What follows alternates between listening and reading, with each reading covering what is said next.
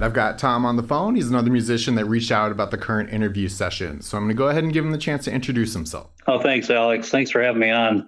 My name is Tom Mobry. My friends call me Tommy.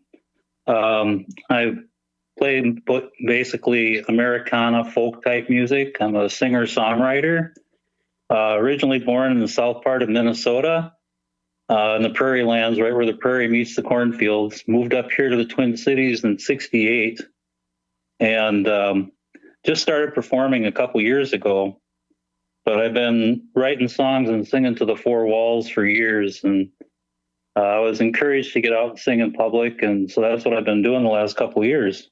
All right. Well, let's talk a bit about that and get into some details of it. Tell me when this all started for you. At what age did you kind of find yourself compelled to gravitate towards music? Well, I had older siblings that were always listening to pop music and, the bubblegum stuff of the day. Where I grew up down in Martin County, we could get like WDGY occasionally if you had a good radio. And so you heard the Beatles and all that kind of stuff. And then we don't really have like a musical family. Nobody played instruments or anything like that. But in about 1968, I call that my social awakening. I heard groups like The Doors, Rolling Stones, and some of these Johnny Winter, and of course Crosby, Stills, and Nash. And I fell in love with that and started exploring more and more into that type of music. And it was in 1971 when John Prine released his first album. Some friends and I were listening to it, and my friend played guitar, and I said, "Will you teach me how to play guitar so I can play this song?" And he said, "I'll show you 6 chords." And he taught me 6 chords, and I took off from there. Just started teaching myself guitar and delving into songwriting, because a lot of stuff I heard on the radio, it's like I could write something a lot better than that. So that's kind of what all started it for me. Sure. I mean, that's a great story. As they say, 6 chords and 1,000 songs. Yeah. All right. So tell me about when you did start writing, because you mentioned there that once you had a good grasp on how those chords work together, that's when you started writing. So give me a bit of the context for how you kind of identified the subject matter that you wanted to write about. Well, I started out writing, the typical violets are blue, roses are red, violets are blue, I love you, hoochie coo, whatever, just schlock stuff. But then I started getting, I wrote a poem one time for a high school assignment. And when I got done reading it, everybody in the room was quiet, and a girl started crying. And I realized I have the power and the ability to reach people and touch their hearts. And from that moment on, I decided I want to write songs that are based on truth, something that either happened to me or someone I know. And I like to say that most of my songs are autobiographical in some way. There's, the 3 chords and the truth kind of a thing. It's, and I write from the heart to the heart is kind of my motto. Yeah, that's awesome. I love it. So how long did it take you writing those songs before you started to look at what sort of arrangement you were going to have? And what I mean by that is, did you figure you were going to go down kind of the solo singer-songwriter route, or did you want kind of the full band lineup? Because I always just played to the 4 walls, I only played for myself, and I never wrote with other instruments in mind. And I never had a high school band. In fact, until October of last year, I had never played with a band. And so I got a chance to go into a recording studio and record one of my songs with a full band. And it was like, I want to do this. This is what I want to do now. So right now I'm still doing the solo act. Occasionally I do some duos, but looking to start a band and actually get out there and, kick ass, as they say, just really bring it out. Yeah, that's great. And, that experience that you have, really honing your craft on your own, figuring out what tones and tunes work best for you and your voice and, your playing style, all of that definitely, translates into the recording as well. Yeah, I think so. I used to think of myself as a rock and roller. I always thought, I'm going to get out there and just, do the big rock and roll thing, but I've gravitated more towards, well, as one guy told me, I'm more country than I am rock. And I never imagined that because country was never really in my wheelhouse, but it seems to be the style that, and just kind of folk. They call it Americana. It's really kind of hard to define the genre, but it's, I can play kind of a rocking style of song, but it's still basically just kind of the folk country stuff. Okay. So tell me about when you moved to the cities. You mentioned that you have gone out and done solo performances. Tell me about that. So you got out there, started playing different venues and stuff and playing shows. What I'm looking for is what kind of shows were they? Were you playing in a lineup of similar musicians? That kind of stuff. Well, I belong to the singer-songwriter songwriting challenge group on Facebook. And you're given a prompt word and you write a song to that once a week or once every 2 weeks. And they did a showcase at Ziggy's in Hudson. And that was my first public appearance. And it was playing with other songwriters, basically in the same realm. And I was so nervous that I just held my pick straight and let my knee bounce up and down and strum the guitar. I was just so scared, but it was, after I did it, it's like, this is what I want to do. And so I've been fortunate to play shows with other like-minded and same style artists in different showcases, songwriters in the round, and different venues. And I have done a few solo shows where I was a headliner, and I've got to open for a couple of bands, which is kind of fun. It's that they trusted me enough to, as a solo artist, to get up before they get up with a full band. And but generally it's Northfield, Grand Event Center is one of my favorite places to play. It's an old theater, and I did a show there with Samantha Grimes last September. And there's a place called San Paquita up in Aiken, and I play a lot at Badger Hill Brewing in Shakopee. And just finally, I got booked at the White Squirrel coming up this spring. So it's smaller venues.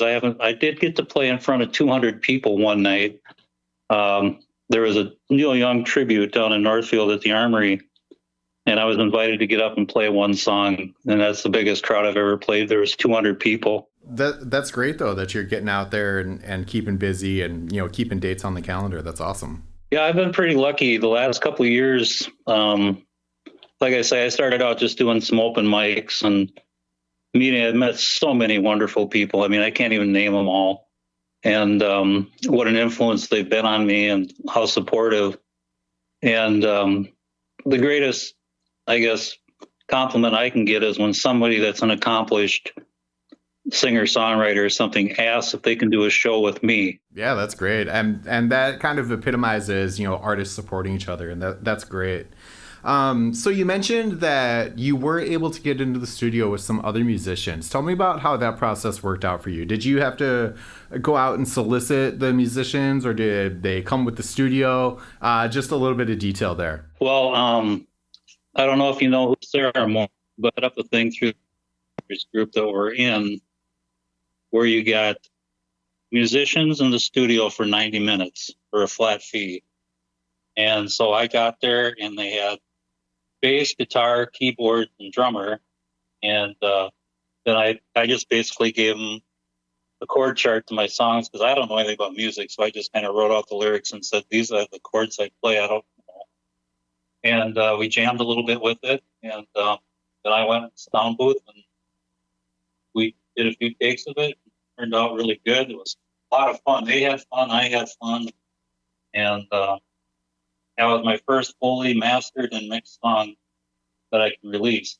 So pretty excited about that. Yeah, that's very cool. The phone kind of cut out there a little. Who did you say that was with? Yeah, I went into the studio. I had a bass player, guitar, lead guitar, drummer, and keyboards. And they listened to my song once or twice and then looked at the chord sheets.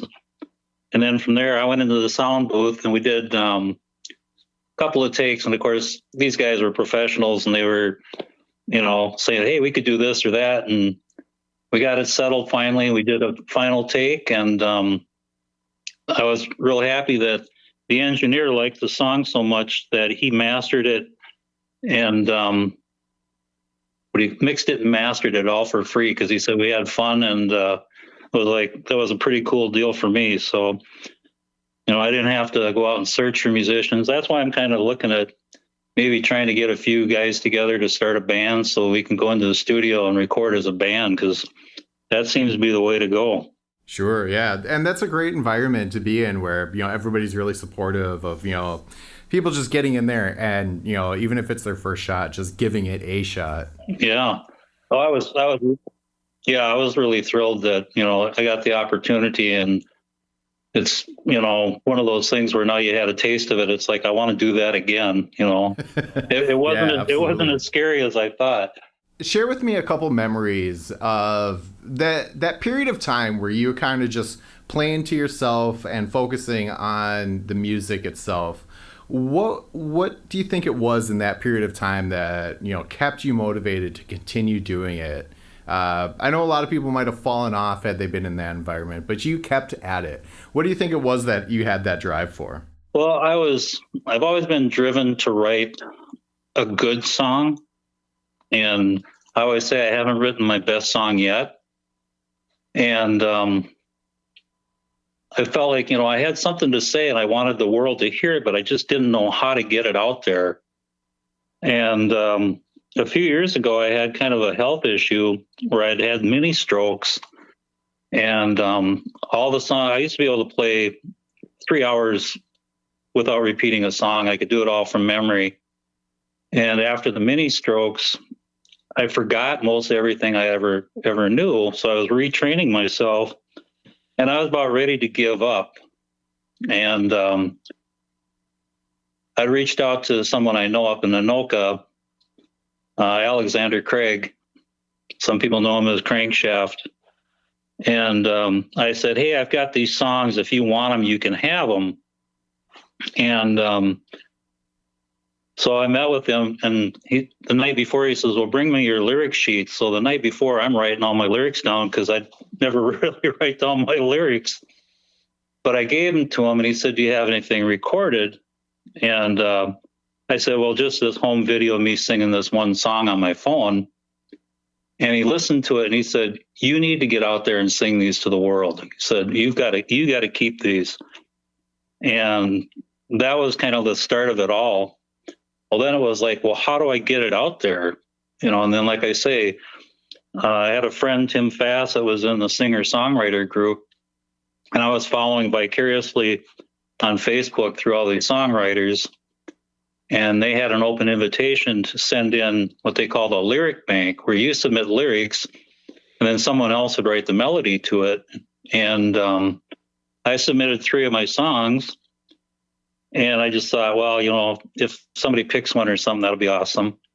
And all 3 of my songs got picked, and some of them were done by several people that, like Sarah Morris did one, Katie Tessman, Tim Fast, and it was like, well, there's some value in what I'm doing if somebody else thought enough of that song, to cover it. And that just motivated me more to write better songs. And I've been real fortunate now that 2 of my songs have been covered by other artists and recorded. And it's funny because they got them out there before I did. Sure. I mean, that's still very cool, though, that other artists were impressed by your work enough to want to emulate it themselves. That's awesome. Yeah. So we've got we talked about the music community, and there's so much talent in the Twin Cities. And we're all interconnected in some way or another. And it's funny when I'll go see a band play or something, we start talking, and it's like, oh, I happen to know this person. And, and what's really flattering to me, it's humbling at the same time, is when someone says, oh, I've heard about you, which is kind of scary in a way. It's like, oh, well, what exactly have you heard? Because, right. Yeah, for sure. All right. Well, so tell me where people can find you and, tag along with your shows if they are in the area. Well, I just got a website made. It's tommobrymusic.com, all one word, all lowercase. You can find me on Facebook, Tom Mobry. Um, this month it's kind of a slow period. I've got one gig on the 25th at Astor Cafe in West St. Paul. And then starting, oh gosh, February, I've got a couple of gigs. I'll be playing, well, let's see, I'm playing up at the Hallberg Center on the 17th at open mic of this month. And then February, I've got a couple shows at Frogs in Northfield. But if they go on my site, they'll find my one song that was recorded by the band Fly Tonight. That's posted on there. I got a new song that I just got back from being mixed. It's called Kathy. Hopefully that'll be out there and be released soon. But if they go to my website, I try to keep up to date with my calendar, what's going on. Yeah, I'll be playing, let's see, the White Squirrel in May, San Paquita in May, Badger Hill Brewing. I play there quite often. If you look on their website, there's a lot of good artists come through there. Awesome. It sounds like you're definitely keeping busy. Yeah, I'm trying. It's kind of funny because I always tell my wife, I don't have anything going on this month. And then the next thing you know, I'm playing 2 or 3 nights a week. And people ask me if I want to come play with them. And it's like, I'll never turn down the opportunity to get out and play, because it's what I like to do. If I didn't have to work full time, this is what I'd probably do. Sure. I'm sure there's a lot of musicians that have that exact same sentiment. Yeah. Everybody should be striving for it. That's great. Yeah. So I always like to give the person I'm interviewing the opportunity to put out their last word. So what's a message that you have that you want to share with people? Just be kind to each other.